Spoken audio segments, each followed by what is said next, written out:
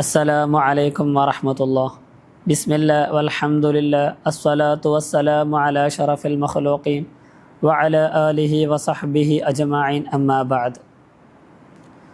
മുത്തനബിയെ സഹായിക്കണേ, മൊയ്തീൻ ഷെയ്ഖെ രക്ഷിക്കണേ എന്ന സഹായാർത്ഥന ഇസ്തിആസ അത് ഷിർക്കാണെന്ന് ആദ്യമായി വാദിച്ചത് ഇബ്നു തൈമിയ ആണ്. അതിനുശേഷം വന്ന എല്ലാ ഉലമാക്കളും അവർക്ക് ശക്തമായ മറുപടി നൽകിയിട്ടുണ്ട്. ഈ വിഷയത്തിൽ കേരളീയ മുജാഹിദ്, കേരളത്തിലെ പുത്തൻവാദികൾ എന്താണ് പറയുന്നത്? കുഞ്ഞീദ് മദനി അള്ളാഹുവിൻ്റെ ഔലിയാക്കൾ എന്ന പുസ്തകത്തിൽ 102-ാമത്തെ പേജിലൂടെ എഴുതി വെക്കുന്നു, മനുഷ്യ കഴിവിനതീതമായ കാര്യങ്ങളിൽ ജീവിച്ചിരിക്കുന്നവരോടോ മരിച്ചവരോടോ സഹായാർത്ഥന നടത്തൽ ഷിർക്കാണ്, ബഹുദൈവാരാധനയാണ്. അദ്ദുആഉ ഹുവൽ ഇബാദ, അദ്ദുആഉ മുഖൽ ഇബാദ തുടങ്ങി ഇമാം തുർമുദി റഹിമഹുല്ലാഹ് റിപ്പോർട്ട് ചെയ്ത ഹദീസുകളെ ദുർവ്യാഖ്യാനം ചെയ്തുകൊണ്ടാണ് ഈ വാദങ്ങളെ പുത്തനാശയക്കാർ സമർത്ഥിക്കുന്നത്. ദുആ തന്നെയാണ് ആരാധന, ആരാധനയുടെ മജ്ജയാണ് പ്രാർത്ഥന.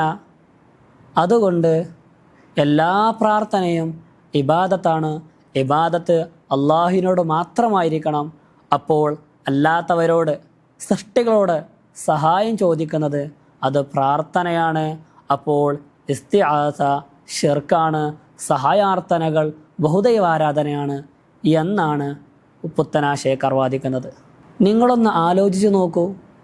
കുഞ്ഞീദ് മദനി പറഞ്ഞതനുസരിച്ച് യന്ത്രങ്ങളോട് സഹായം ചോദിക്കൽ, എന്തിന് ഒരു ആനയോട് മരം വലിക്കാൻ പറയുന്നത്, അത് ഷിർക്കായി മാറും, ബഹുദൈവാരാധനയാകും. യഥാർത്ഥത്തിൽ എന്താണ് ആരാധന, എന്താണ് ഷിർക്ക്, എന്താണ് പ്രാർത്ഥന എന്ന് മനസ്സിലാകാത്തത് കൊണ്ടാണ് ഈ അബദ്ധം പുത്തനാശയക്കാർക്ക് സംഭവിച്ചത്. ശർഹുൽ അഖായിദയിൽ മഹാനായ ഇമാം തഫ്താസാനി റഹിമഹുല്ലാഹ് ഷിർക്കിൻ്റെ നിർവചനം പറയുന്നുണ്ട്. ഹിയ ഇസ്ബാത്തു ശരീക്കി ഫിൽ ഉലൂഹിയ്യത്തി ബിമഅന വുജൂബിൽ വുജൂദി ഔ ബിമാന ഇസ്തിഹ്ഖാഖൽ ഇബാദത്തി. ഇബാദത്തിന് അർഹൻ എന്ന വിവക്ഷയിലോ വാജിബുൽ വുജൂദ് ഉണ്മ നിർബന്ധമായവൻ എന്ന അർത്ഥത്തിലോ അള്ളാഹു അല്ലാത്ത മറ്റൊരു ഇലാഹുണ്ടെന്ന്, ഒന്നിലേറെ ഇലാഹുണ്ടെന്ന് വിശ്വസിക്കലാണ് ഷിർക്ക്. ഇസ്തിആസ ചെയ്യുമ്പോൾ എവിടെയാണ് ഷിർക്ക് വരുന്നത്?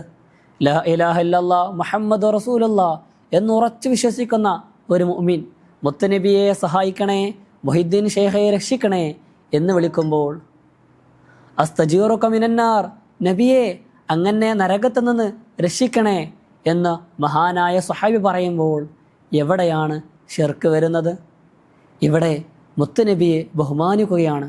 അള്ളാഹുവിൻ്റെ അടുക്കൽ വലിയ സ്ഥാനമുള്ളവരാണല്ലോ അവിടുന്ന്, അതുകൊണ്ട് അങ്ങനെ ഒന്ന് സഹായിക്കണേ, എൻ്റെ കാര്യത്തിൽ അങ്ങൊന്ന് ഇടപെടണേ എന്ന് മുത്തുനബിയോട് ആവശ്യപ്പെടുകയാണ്. അതുപോലെ തന്നെ ഇസ്തിആസ ഇബാദത്തിൻ്റെ പരിധിയിൽ വരുന്ന പ്രാർത്ഥനയിൽപ്പെട്ടതല്ല. പ്രാർത്ഥനയെക്കുറിച്ച് മനസ്സിലാക്കുമ്പോൾ അത് രണ്ട് രൂപത്തിലുണ്ട്. ഒന്ന് ഇബാദത്തിൻ്റെ ആരാധനയുടെ പരിധിയിൽ വരുന്ന പ്രാർത്ഥന, ആ പരിധിയിൽ വരാത്ത പ്രാർത്ഥന. കേരള നദ്വത്തുൽ മുജാഹിദീൻ പ്രസിദ്ധീകരിച്ച വിശുദ്ധ ഖുർആൻ വിവരണം എന്ന പുസ്തകത്തിൽ മുഹമ്മദ് അമാനി മൗലവി വഇദ ഖൽനാ ലിൽ മലായികതി ഉസ്ജുദൂ ലി ആദം എന്ന ആയത്തിനെ വിശദീകരിച്ചുകൊണ്ട് പറയുകയാണ്, ഇവിടെ ആദം നബി അലൈഹി സ്വലാമിന് വേണ്ടി മലക്കുകൾ ചെയ്ത സുജൂദ് അത് ഇബാദത്തിൻ്റെ പരിധിയിൽ വരുന്ന സുജൂദായിരുന്നില്ല, അത് ഒരു ഭാഷാർത്ഥത്തിലുള്ള സുജൂദാണ് എന്ന് അമാനി മൗലവി തന്നെ എഴുതി വെക്കുന്നു. അപ്പോൾ സുജൂദ് രണ്ട് തരമുണ്ടെന്ന് വഹാബികൾ തന്നെ, പുത്തനാശയക്കാർ തന്നെ അംഗീകരിക്കുന്നു. ഒന്ന് ഇബാദത്തിൻ്റെ പരിധിയിൽ വരുന്ന സുജൂദ്, മറ്റൊന്ന് ഇബാദത്തിൻ്റെ പരിധിയിൽ വരാത്ത ഒരു ഭാഷാർത്ഥത്തിലുള്ള സുജൂദ്. ആ സുജൂദായിരുന്നു ആദം നബി അലൈഹി സ്വലാമിന് വേണ്ടി മലക്കുകൾ ചെയ്തതെന്ന്. അതുപോലെ തന്നെയാണ് പ്രാർത്ഥനയും.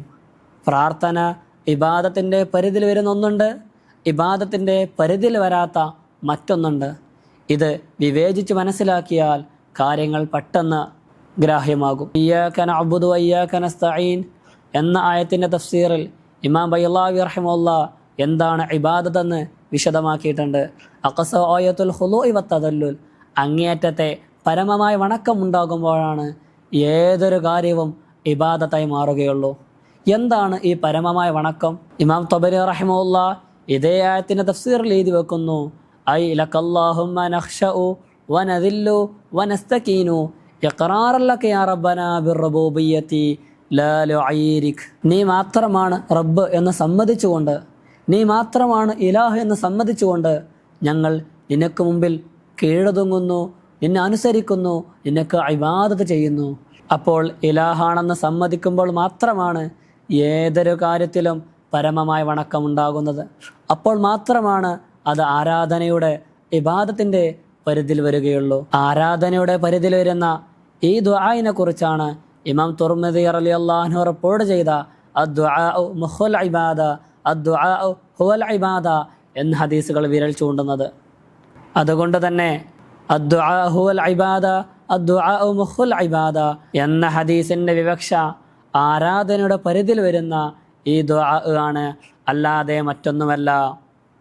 ഈ പ്രാർത്ഥനയെക്കുറിച്ചാണ്, ഈ ഇബാദത്തിൻ്റെ പരിധിയിൽ വരുന്ന ഈ ദുആഇനെ കുറിച്ചാണ് പുത്തനാശയക്കാർ തന്നെ അംഗീകരിക്കുന്ന ഇമാം റാസി റഹിമഹുല്ലാ അവിടുത്തെ തഫ്സീറുൽ കബീറിൽ രേഖപ്പെടുത്തി വച്ചത്, ഇന്നമദ്ദുആഉ യുഫീദു മഅരിഫത ദില്ലത്തുൽ ഉബൂദിയ്യ വൽ ഇസ്സത്തുർ റുബൂബിയ്യ.